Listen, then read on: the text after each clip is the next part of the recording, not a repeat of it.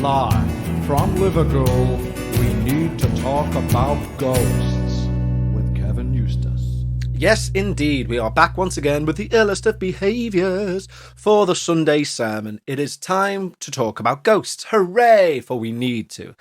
You will notice by the clarity in recording and the lack of Becca that Becca isn't here. They're the two things that give it away. She will be back next weekend. We will record next weekend's episode on a Sunday, and that will be the day after the paranormal quiz. Yes, the third paranormal quiz. Close Inquisitors of the third kind. That's what I've called it. You see what I've done there? Because it's the third. Yeah. Very clever, Kevin. Very clever. But basically, Becca will return a week today. You lucky, lucky things. If you want to take part in the quiz, by the way, you just need to go over to the Facebook page, facebook.com/talkaboutghosts, next Saturday, the 9th of May, at 8 p.m. GMT, which stands for Greenwich Mean Time. Yes. Or Granny's Meaty Todger, as it did during the week. So, we have plenty of stories to scare ourselves silly with, and we are indeed going to do that. We've also had a lot of correspondence from you guys, so thank you very much. Don't forget, guys, if you want to send your story in for me to read out, then do, and I will, for that's how it works. You can send that to contact@talkaboutghosts.com. Okay, should we find out what things that are weird have been happening within the world? I think we shall. That was a Dalek. Weekend Weird. Yes, the piano is playing, so therefore it's time to discuss weird things that have taken place in the world as we know it in the last 7 days. Well, in the last week, obviously we don't mention the C word around here, but we are all aware that people have been asked to stay indoors. Fair enough. But that does mean that a lot of places are now empty. One such empty place is the National Airport of Colombia, the country. Yes. Now, one of the workers there has filmed what he believes to be a ghost in the now empty terminal, namely in the toilets of the empty terminal, the female toilets of the empty terminal. Why he was in there, I don't know. Anyways, he was in there because he's a worker and he heard noises. Now, the clip, if you need to Google this, just put into Google Colombia Airport Ghost, and you'll see it. It'll be one of the top choices there. I'm seeing it on a site called Pop Crush. Anyway, when you watch it, it is kind of scary. He goes into the toilet and the taps come on by themselves, then the hand dryers come on by themselves, and that's all relatively scary, but you could say, they all run off sensors. And I don't trust sensors, really. But then the cubicle door flies open and a black shape seems to come in and then come out and run back in. And it is rather scary, so do search for that. It's very scary. The guy absolutely poos his pants, which is a fortunate place to be, really, when you think about it. But it's genuinely scary, so check that out. But it did make me think, there's going to be a lot of empty places now. So, I don't know, shall we all go out with our cameras and just start going, "Excuse me, can I come into your big empty arena, please? I just want to take some cameras to send them into a podcast I listen to." I don't think we get very far, but if you'd like to try that, by all means, be my guest. So, that's enough for this week's Week in Weird. Weekend Weird.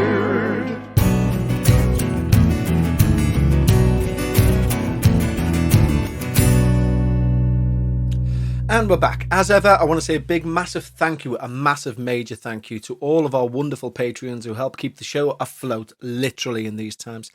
And I especially want to say thank you to our new Patreons. They, of course, get an extra episode every week when this one's released. Normally contains me and Becca chatting the breeze about something spooky. And she is going to join me on this week's one also. When I finish this, I'm going upstairs to record it, whether she wants to or not. But also you get a lot of additional audio like we've been putting out on the standard feed too.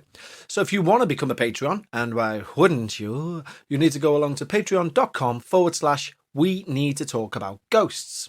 Okay, but let's say thank you to our new Patreons by the medium of song. The guitar's out, and we have two wonderful new Patreons to thank this week via song. They are the wonderfully named Johnny Carr and Victoria Scott. And let's do a White Album Beatles style song, shall we? Yes, let's. Oh, there we go. Johnny Carr and Victoria Scott, I want to say thank you a lot. Johnny Carr and Victoria Scott, yeah, I want to say thank you thank you a lot. Johnny, you can drive my car. Victoria, you can drive my Scott, eh? I wanna say thank you, yeah, thank you a lot for signing up to Patreon. There you go. Got a bit weird that, didn't it? But a big thank you to our new Patreons. Don't forget, if you want to be a Patreon, go over to patreon.com/we need to talk about ghosts, and you'll get all that extra content, and we'll have a bit of a laugh together. Today's Patreon episode will, of course, feature Becca. We'll no doubt have an argument. It may be fun. So go over if you want to hear that stuff. Now let's get to some ghosts, shall we? And before we do that, you know what I was meaning to say to you guys, because you're my paranormal friends, and unsurprisingly, a lot of my friends aren't into the paranormal. So I want to check with you guys. I've noticed that in this kind of lockdown that we're in, my childhood excitement for reading a good ghost story has gone up massively. And I don't know whether it's because I now have more time to indulge in it. And I think that possibly could be the case. But I'm finding myself properly relaxing into a ghost story now and taking the time to absorb it like I used to as a kid. And I'm all about it. I love it. And I hope that you're enjoying that too. So let me know if that's the case or if I'm just being a bit of a weirdo with it. So in news about my friends also, it dawned on me, I basically done a Zoom interview for Real Life Ghost Stories Patreon, which was wonderful. Obviously speaking to the wonderful Emma and Dan. And it was dead good. We had a laugh as per. And yeah, it made me think, you know what? That was really nice to do. Very easy. And I thought I've got a few of my mates basically, and a few of Becca's mates who have got amazing stories, which I keep alluding to and never get round to doing them. So it made me think I'm going to make a concerted effort to do some Skypey sort of recordings and get people telling their stories. One of the guys I'm going to have on was Neil, who we had on a Halloween. You remember he had some really terrifying stories, and I recorded him outside with the lapel mic, and it was raining and blowing a gale. And it wasn't a very good recording, and he's still got loads more to tell. So I'm going to get him on as a test because he's kind of shown an interest in doing it. But then there's other people that I want to get on too. So that could be interesting, couldn't it? Yes, it could. Everybody said in unison. So let's get to the first of today's stories. And our first story today is from the wonderful Lucy White. You may know Lucy from previous shows where she sent in the links about all the hauntings in her area. Well, I did want to keep hold of this email until I was doing an episode with Becca, but I don't think it's right on Lucy to do that because she sent it in a while back. So I'm going to read it out today. So Lucy writes in the following story, and it is brilliant. Hi, Kevin and Beck. Hi. Hi. I hope you are well. We are, thank you. I have a Stratford-upon-Avon ghost experience for you, which is the town I grew up in and then moved away from to go to university. Well, let's hear it, Lucy. This was an encounter both myself and my then boyfriend Peter experienced in the bridal suite of the Falcon Hotel in town. I had not been dating Peter long. He did become my husband later, and sadly is now my ex. In brackets, I have happily remarried now a great guy called Alex. Oh, that's nice. The date was December 95, and we slept one night at the hotel, whilst I was introducing Peter to my hometown. I was 23, and he was 24. There were 3 interconnecting rooms to the suite, with a sitting room, bedroom with a 4-poster bed, and a short corridor to the bathroom. The Falcon Hotel is old, built around the same time Shakespeare's daughter's house was, which stands across the street from the window of our room, called New Place. Shakespeare had a house built in Hare Garden, which was demolished many, many years ago. So after dinner, we went to bed and fell asleep about midnight. I woke up about 2 a.m. and immediately thought I was still dreaming and having a nightmare. So I tried to scream to wake myself up, hoping Peter would wake too and the nightmare would stop. Apparently, he woke up as I was making a whimpering noise. So much for screaming. He told me I was having a bad dream and held me till I went back to sleep. I will never forget what I saw, though, in my nightmare. It was the Hat Man. My lord, do I love a good Hat Man story? Yes, I do. This is very reminiscent of another story about an old hotel we had, about a year and a bit ago. But it was a similar thing, you know, the Hat Man just wandering in. I love Hat Man stories. It's like a proper trope, isn't it? Anyway, back to your tale. But I'd never heard of him then, or even read about him in paranormal books, etc. He was at least 7 feet tall, wearing a cloak and a Clint Eastwood type Western hat. He had been bending over my sleeping boyfriend, staring intently, and was all black, no visible features, but I could not see through him. He disappeared when Peter woke up, so we both slept till morning. I got out of bed and walked past Peter, who was facing the window, asleep. Daylight was streaming through the curtains, and I walked down the corridor to the bathroom. The next thing I knew, Peter came dashing into the bathroom too. I asked him what was wrong. He said he woke up as I passed him, but instead of seeing the window, when he opened his eyes, he realised that there was a huge, shadowy man next to him with a hat. Just a shadow, no features. As I got to the corridor, the man shot down the corridor after me, so Peter leapt up to chase him. He disappeared. Peter's a policeman, so not given to flights of fancy. We both had no idea what we experienced, and therefore asked at breakfast if the room was haunted. The hotel told us there had been a ghost seen in that room before, but the last time was in the 60s, and they gave us a discount for the disturbed night. I hope you enjoyed this account. I did. I saw nothing as I passed him in the morning, but the fact we both experienced something fascinates me. I'll send you more encounters soon. Take care, Lucy White. Thank you very much, Lucy. That's amazing. You know what it's just jogged my memory of as well? No word of a lie. A paranormal encounter, or arguably a paranormal encounter, which I have seriously always written off to childhood daydreams or childhood nightmares, should I say. But I vividly recall my mum and my dad going out to a nightclub or whatever else. A nightclub. God, they weren't teenagers, but they went out for a drink basically. And my brother was looking after us. And when I say looking after us, me and my younger sister, who's a year younger than me. I've got an elder brother as well, who's about 6 years older than me. So he was babysitting. But obviously at a certain point, mum and dad still went back, and he went to bed as well. So the three of us were all asleep. And I got up to go to the toilet and looked over the banister because I heard a noise. And when I looked down, it was raining outside, and I could see a hat man from above, wearing like a waterproof cloak, and he was shaking it off in the hall. And I remember thinking, oh, mum and dad must have brought someone else back with them for some reason. And he was shaking it off in the hall. And then, so I tiptoed back to bed thinking, like, I don't want whoever this stranger is to know that I'm up as well. And I got back into bed. And as soon as I got back into bed, the key went in the front door, and mum and dad came in. And I went to the top of the stairs and went, are you with anyone? And they were like, no, go back to bed. Like, And it always stuck with me that. I think I initially told myself that maybe it was like a drunk who just let himself in and went, oh my God, I'm in the wrong house. But then you think, you can't just walk into our house, it was locked. But anyway, Lucy, Hatman stories. Hatman do. That's where they're from. Terrifying. Absolutely love them. This trope, again, it could be like a tulpa thing, couldn't it? Like what Slenderman is, in my opinion. But yeah, if you've got a Hatman story, do send it in. But thank you, Lucy. That was great. And to say, Lucy, as well, we have received your other stories. Thank you very much for sending them in. And we'll hopefully do them next week with Becca. Yes. Anyway, let's have another scary story. Our next story comes in from a repeat sender-inner, if that's a thing. And it's the wonderful Chris Murphy. You remember his story from a week or two ago. It was terrifyingly good. So he sent another one in. He says, hi, Kevin Becca. Hi. Thank you so much for reading out my story last week. As I said, I have more stories, so this one email is going to be a bunch of small instances that have happened at my parents' house that my parents, as well as my brother and sister and many of our friends, have experienced over the last 35 years. Also, 2 nights ago, both my wife and I swear someone walked into our bedroom. Figuring it was one of the kids, my wife called out, but there was no answer, and the door closed, so more on that. So more on that as it develops. Now, onto the stories. The first one happened when I was an infant. My mother was in the kitchen with me. The stairs to the basement are in the kitchen. She remembers standing at the top of the stairs and hearing the sound of someone typing, like on a keyboard or a typewriter.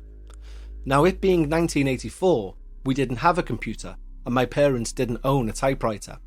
She called our neighbour over, and the two of them stood at the top of the stairs listening to the typing sound. Years later, when I was in my late teens, I'd usually be the last one to head to bed. I'd be in the basement most of the time. I'd get upstairs, and when I would be standing in the bathroom, I would hear the same typing from downstairs. In brackets, you can hear from the hole around the vent in the floor of the bathroom straight down to the basement. I know that there was no one down there, having just come upstairs. Also, for as long as I can remember, when coming upstairs from the basement, I'd always be running. My dad would ask why I was running, and I couldn't explain it, but I always felt like someone was coming up behind me. I think we've all had that, haven't we? At some point, you've been afraid of running. But get onto this. Here's a weird one. You know, when I lived on my own, or with my dad, should I say, when I still lived with my parents, like everybody, I'm sure has experienced this. You're the last person to go to bed. You turn everything off downstairs, and you're going upstairs, and you start running because you think there's someone behind you. Now, that's going from down to up. Like in Chris's story, you're downstairs, you're going from down to up. Something's going to chase you up the stairs. Where we live now, it's a duplex, so the living room's upstairs and the bedrooms are downstairs. And I run downstairs. I'm 40 years of age, and I'm not afraid to tell you that I run downstairs. Not every time, but, sometimes I'm like, it's a bit eerie up here. And I run downstairs to the bedroom. I wonder whether, is it that we find safety in the bedroom? And it doesn't matter whether you're going up or downstairs to the bedroom. Do you think it's because it's dark where you've just left, so something could leap out? Or is it something else? We just don't know, do we? But I bet you've all experienced that too. Anyway, back to Chris's wonderful story. My parents, siblings, and I have also heard from downstairs someone open and close the front door, walk upstairs, or someone walking on the basement stairs. Thinking one of us had just come home, whoever was in the basement would call out, "Hello," and there'd be no answer. Then they'd go and check and there'd be no one upstairs and the front door would be locked. I've also experienced the sensation that someone is standing behind me watching while I'll be playing video games, where I've honestly said out loud, if you're going to watch, at least sit on the couch. Also, there's been a lot of COTEP in the basement. Just to say, as we all know, COTEP, corner of the eye phenomena. A friend of my brother's asked, is it normal to see a child out of the corner of your eye? To which my brother replied, so much so that we don't even acknowledge it anymore. Now, we've had a friend over who's rather energy sensitive, and she has also seen a young boy. I've looked into the history of the house, and it was built in 1957. Up until that point, the area used to be mostly summer cottages, and started being built post-World War II, so nothing out of the ordinary. One night, once again, I'm the last one to bed, and I'm laying down watching the clock, not being overly tired. It's around 3 a.m, my usual bedtime pre-kids.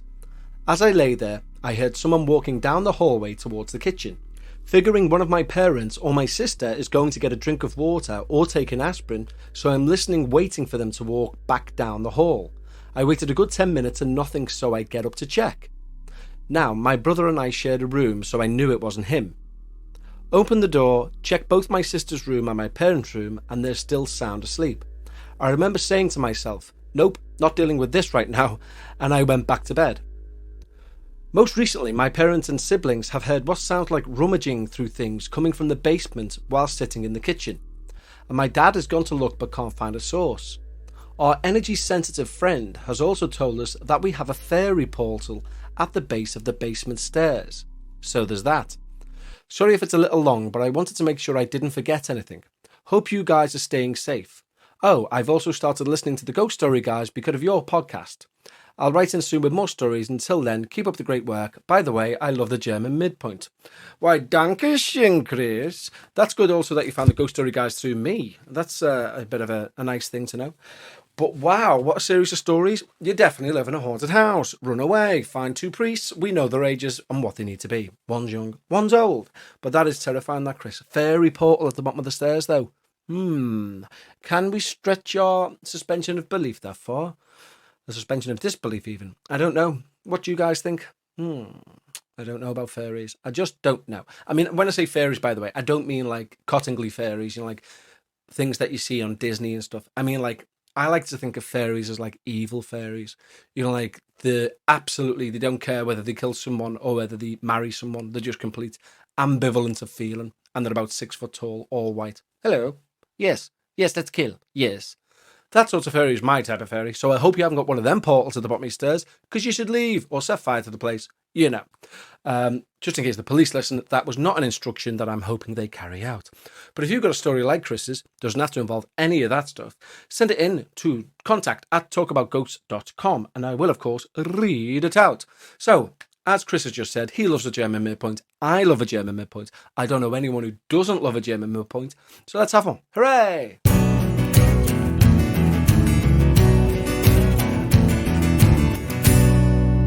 Wenn es den Midpoint, ein Midpoint ist in meinen Hausen.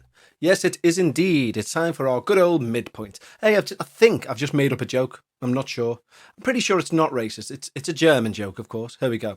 So, a German person came up to me and said, "Excuse me, bist du know the emergency services number for the UK?"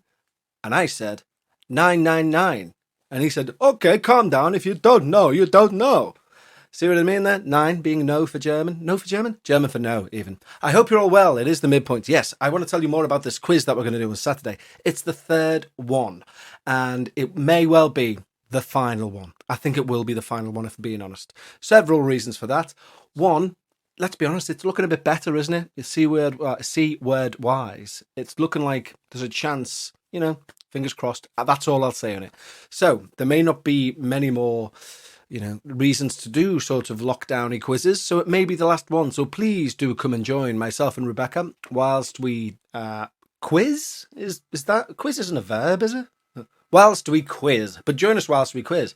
It was a laugh the last 2 times we've done it. We've got drunk and we've had a big laugh. It's just been really funny, I thought. Mainly because of you guys. You guys have made it so. All the interaction that we have and the banter. I hate the word banter. I want to set fire to it. But, unfortunately, that word does fit. The banter that we had made it worthwhile. So please come and join us again this Saturday, the 9th, at 8 p.m. GMT, Granny's Meaty Todger. And we will all have a laugh again. Yeah, sounds good. And don't forget, if you've got any suggestions for the quiz, or if you've got any questions that you want to submit, yes, we're already starting to receive quite a lot of listener suggestions and questions. You can send them to contact@talkaboutghosts.com. Just entitle the subject a quiz so we know to prioritise it. Okay, I think that's about it for the midpoint. That's all I wanted to tell you, yes. And let's get back to some scary stories, yes. See you on to the side.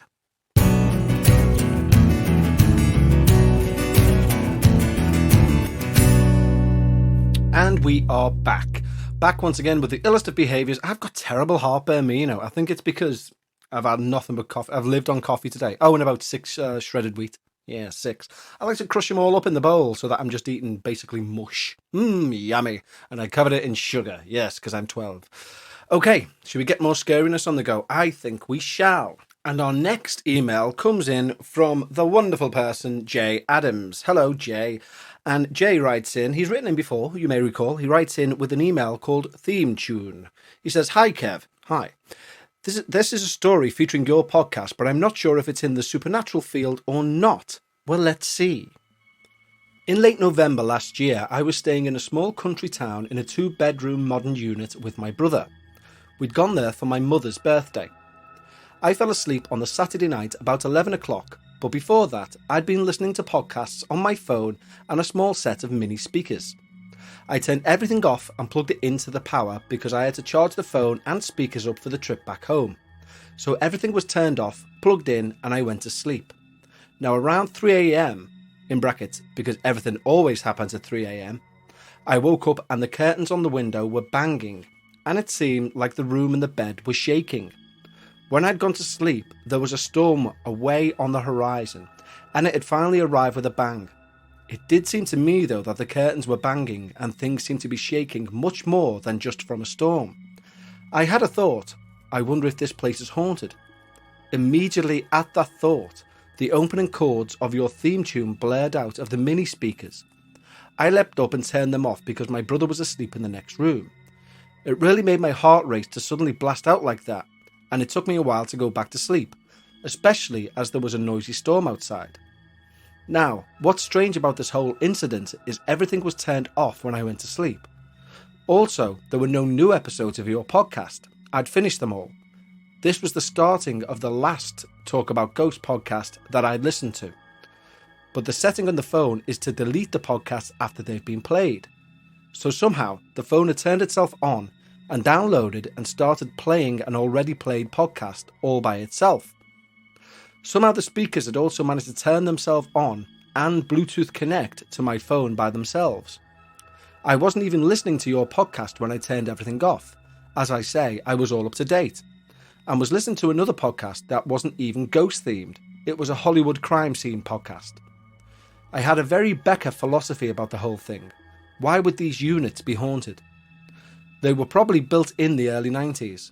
I didn't have any sort of feelings or premonitions about anything before this incident.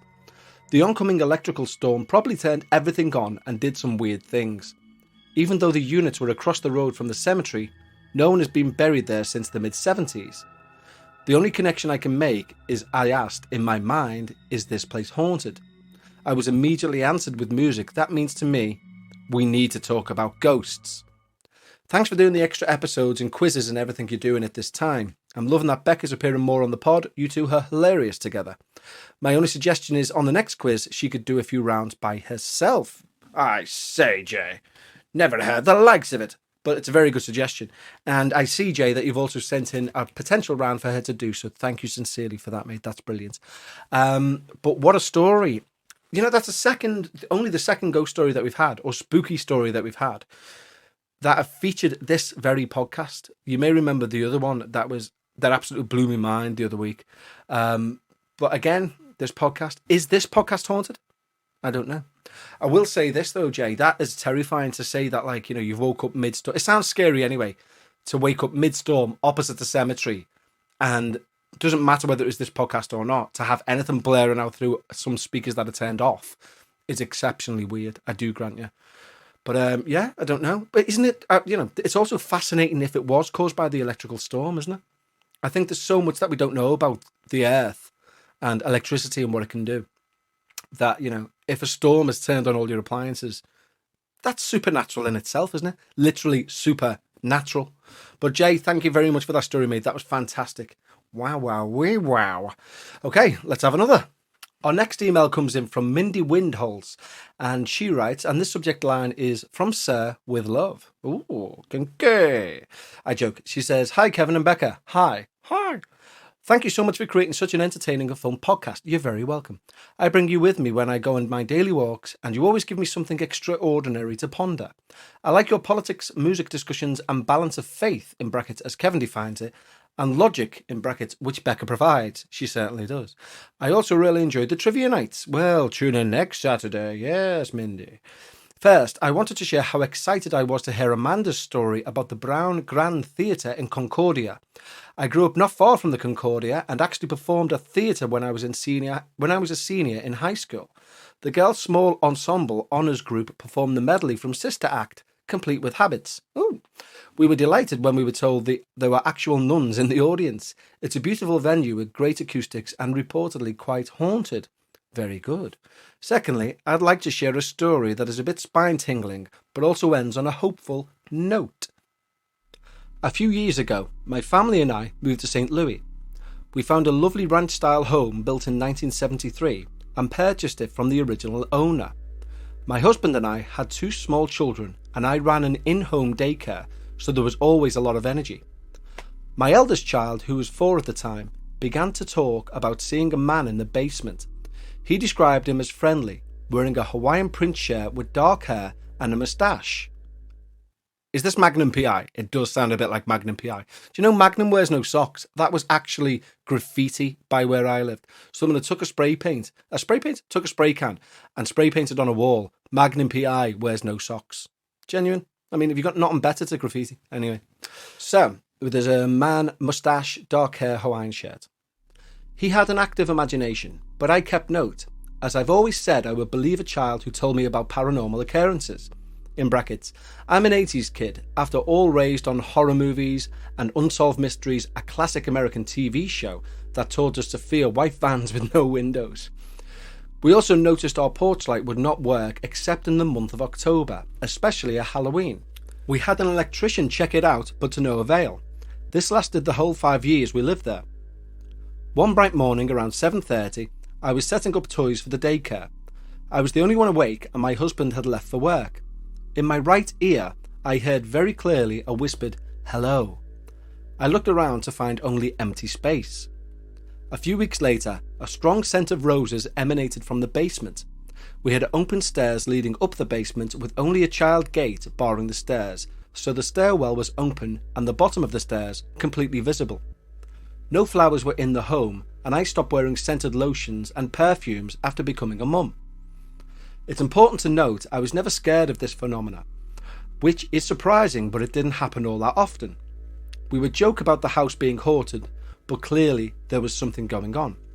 In the course of our time in that neighbourhood, we learned that the original owner, a man named Gary, died in the master bedroom of a heart attack. He'd been a police officer, and he and his wife had one son. We also found out he died in October, in brackets, hence the porch light. When a neighbour described his appearance, it matched exactly who my son said he'd seen in the basement. In due time, my husband got a new job and we moved out of state. We found a renter and they kept the home for 7 years. Sadly, just this past September, we discovered the renter literally trashed the home, so much to the point it was unlivable, and abandoned the property without telling us or the property manager.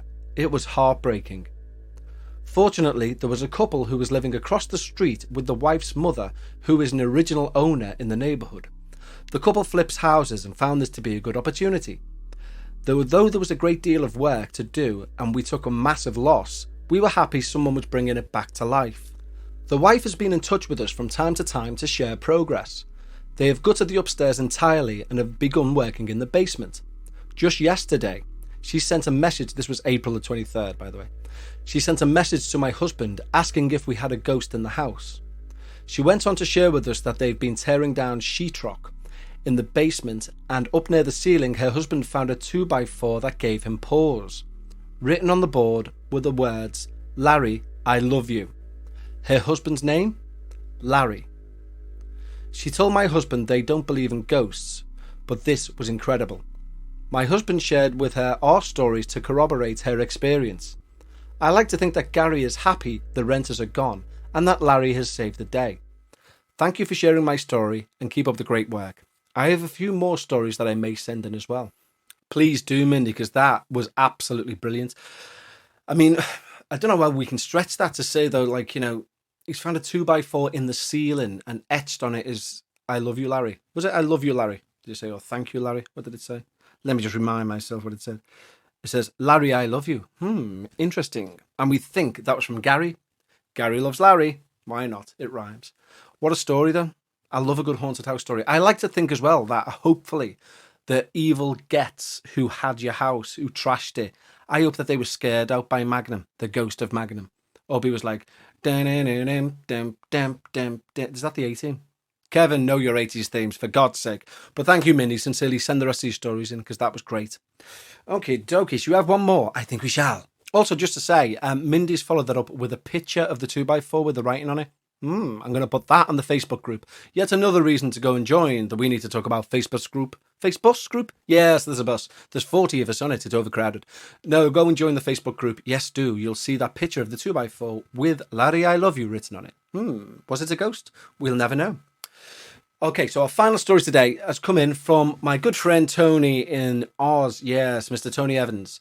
And he's just sent in a little short story, and it goes like this. Hi, guys. Hi. This is a little fresh story as it only happened to me yesterday. And again, this was towards the end of April. This does not need reading out. I think it does, Tony. Just thought you'd like this, as I'm not sure if this has happened to you. I was out in my garden putting out the washing. We live in a courtyard-style complex with houses on each side. And unlike most houses, they seem to have floors. So people could see me and I could see them. It was a still morning, warm and quiet. Just about to finish, and I hear in my right ear the loudest voice shout, "No."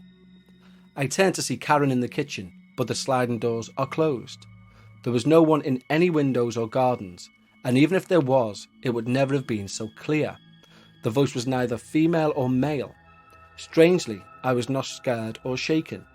When I told my daughter Clementine, in brackets a big fan of yours and the paranormal, she freaked out. It's odd because normally I would be the same, but this time, no.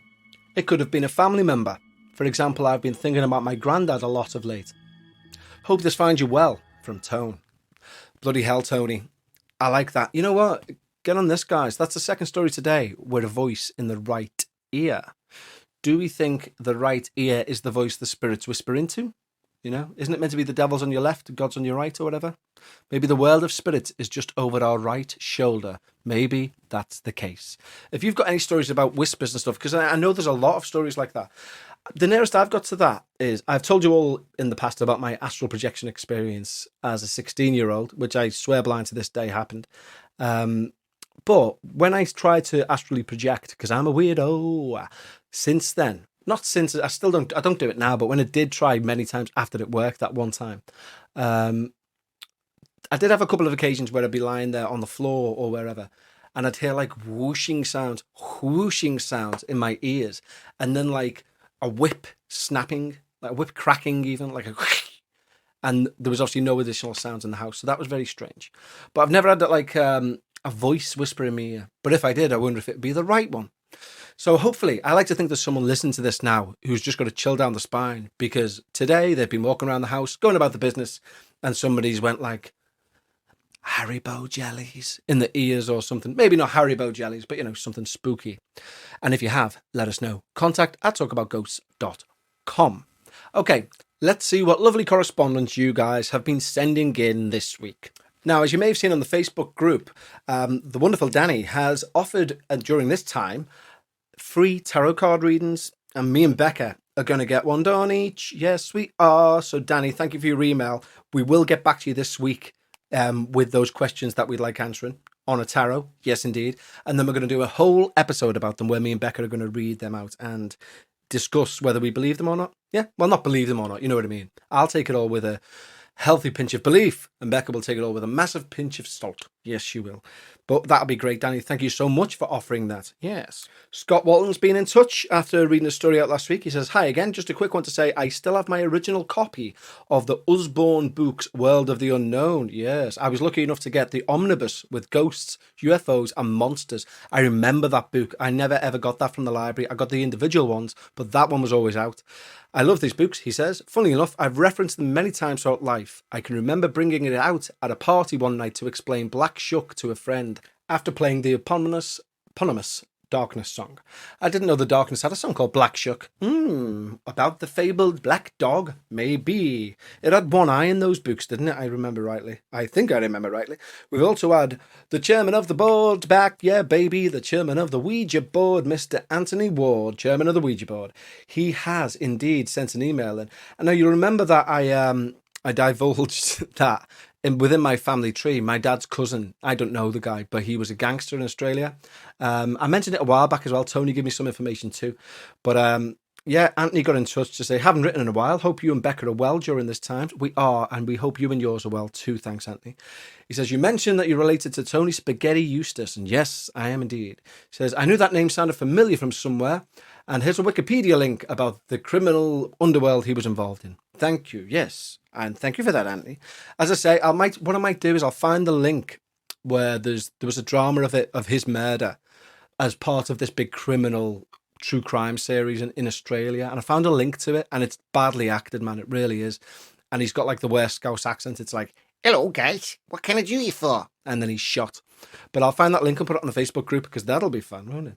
Well, fun, but you know what I mean. Interesting. Jessamy's been in touch as well. They've submitted some quiz questions, so thank you, Jessamy. And we've also had an email from Carla Miller, and she says, hi, Kevin Beck. Hi. Just wanted to let you drop your line to let you know that early today I caught up on the episode where Becca was singing the Bob Dylan song that Kevin didn't know. About an hour later, in my car on my way home from work, I turned on the radio to my local indie music station, and that song was playing. I'd never heard it before, but I recognised it immediately thanks to Becca's singing. No way. She says, coincidence? Never. Haunted? Possibly. She's from Utah. There is no way you recognise that from Becca singing. Honest to God, I don't recognise Becca when she's singing. I think bats and cats don't recognise Becca when she's singing. I'm joking. She's got a lovely voice. Citation needed. Okay, let's see what reviews you guys have been leaving. Well, we've had a lovely 5-star review from the patron that is Louise France. And she says, 5 stars, such a sad episode 116.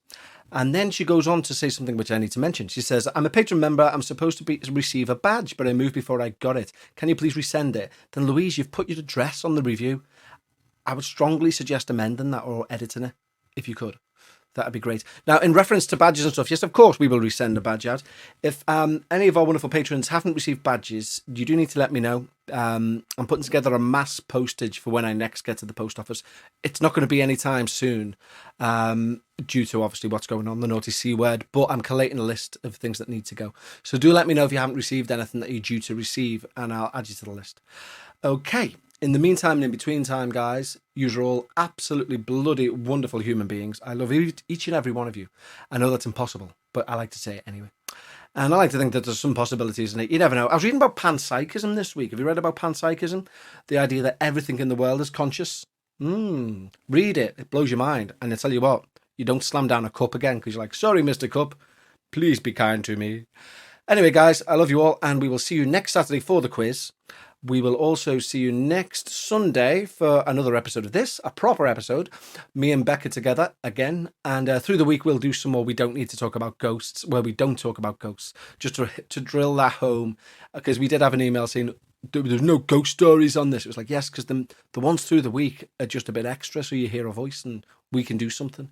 Yeah, I think that's about it information-wise. So if you're a Patreon, you're going to hear me and Becca talking now because I'm about to go and annoy her for a good 20-odd minutes, half an hour. And if you want to become a Patreon, sign up patreon.com/we need to talk about ghosts. In the meantime, in between time, go sign up for the quiz. There's nothing to sign up to, actually. Just be there at 8 o'clock next week.